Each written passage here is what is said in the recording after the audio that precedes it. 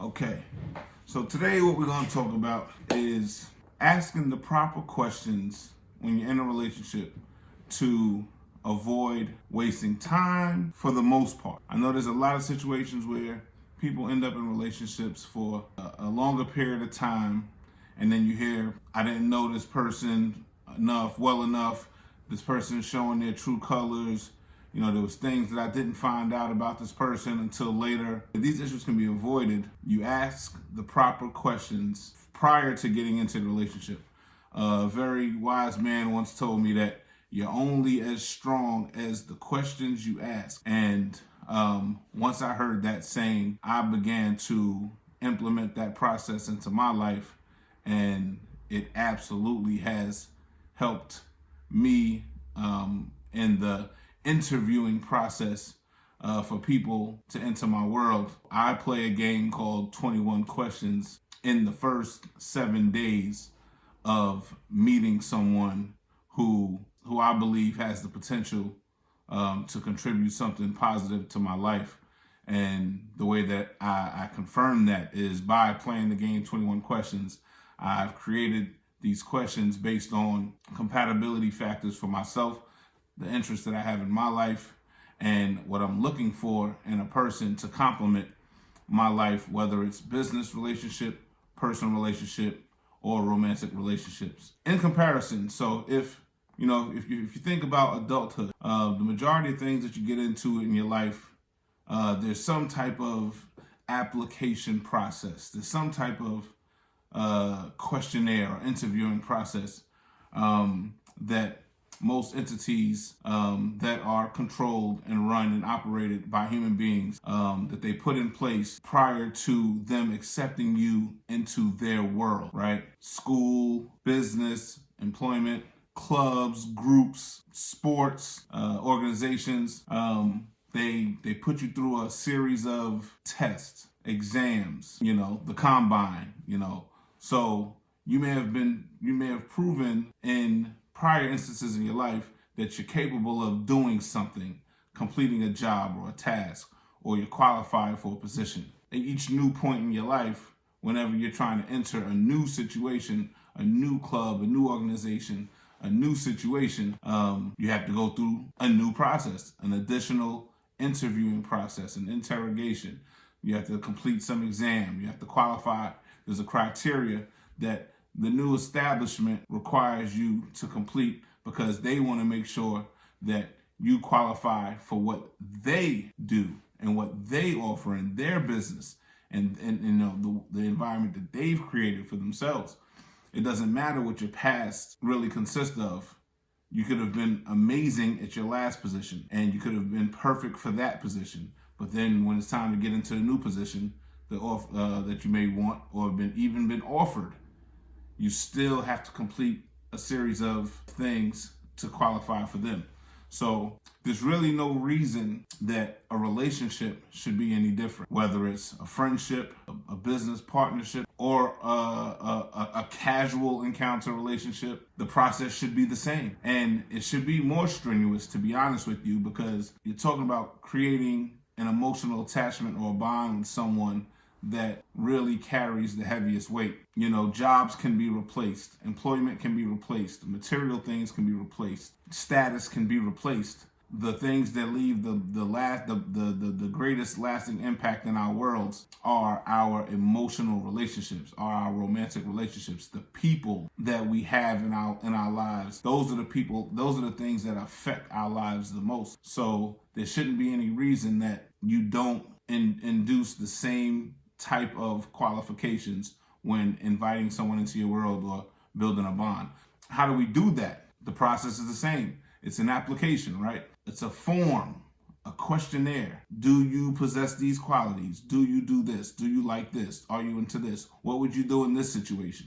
How would you handle this? It should be the same exact process when you meet someone and you're considering bringing these people into your world, or even when you're intent on entering someone else's world. Before you enter someone else's world, you should ask the proper questions to make sure that you are fit for their world. You want to avoid wasted time on both sides. So you should always put together a series of questions. The questions still have to be quality questions that confirm compatibility for you and the other person. Like I said, I have a series of 21 questions. I make it fun. I ask these questions in the first 7 days of interacting with someone. I want to avoid wasting my own time. I want to avoid wasting this person's time, because time is the one thing that we cannot get back. Everything else can be replaced. I don't want to regret any type of form of communication with a person, so I try to get straight to the point, direct, so I can have a better understanding of how this person and myself will move forward. After asking these 21 questions, it may be confirmed that we are not compatible to be in an intimate relationship, but we may be able to be friends. We may be able to become, hangout buddies to some degree. We may be able to work on certain types of projects together based on the answers that I get from the questions. At the end of the day, it'll save us both time of trying to date or get to know one another for months or years, and then coming to a fork in the road where we realize that we're not compatible in the areas that we could have learned so much sooner about each other based on the questions that we ask, okay? So when you ask these questions to someone, you want to be as direct and personable, you want to personalize the questions to where their answer will give you what you need to know if this person and you are compatible in any situation that fits your world.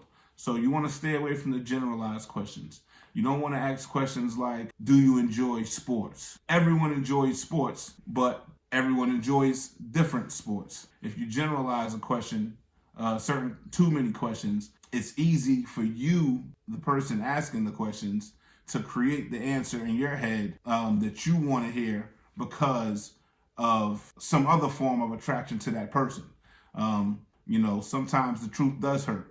And, you may be physically attracted to a person, or you may be attracted to this person's status, this person's certain characteristics of this person, and you want it to work. So you ask general questions, and then you accept the answers that this person gives you. You create in your mind a scenario of thinking that, okay, I can persuade this person, he or she, into liking the things that I like because I like this person already based on certain characteristics. And then before you know it, you're 6 months into a situation, 12 months into a situation, you're starting to see that in these situation and environments that you and this person really don't get along, you're really not compatible, but you're trying to hold on to something because you've already spent a certain amount of time and you don't want your time to be wasted overall, so you stay in the situation based on certain characteristics or attributes that a person possesses. And it's really not a healthy way to move forward in a relationship. So you really want to be as direct as possible. So, take inventory of what your life is, the things that you really want for your life, your passions, your dreams, your goals, the things that really motivate you. Create questions around those things, and then ask people questions that would be compatible with those. Just asking someone a question like, do you enjoy food? Or, do you love food? Everybody loves food. Everybody loves specific different types of food. Make it fit your life, your personality. Ask questions based on that. Because the more general of a question you ask, the more general and vague of an answer you're going to get. And then the other forms of attraction that you may have to a person are really going to navigate where your relationship goes, rather than your common interests, your passions. This way, you won't be able to be so inconclusive as to if you and this person are compatible. So, you're only as good as the questions you ask. I don't like to waste time. I don't know if you do. I ask the questions immediately. And it has worked for me. I know many other people that also practice this. I think that if you do the same thing, it will definitely help you as well. All right? I'm the Love Coach. Until next time, live to love, love to live. That's that love Alamo. Why you do me like that? you love me, why you do me like that? Now Samantha goes.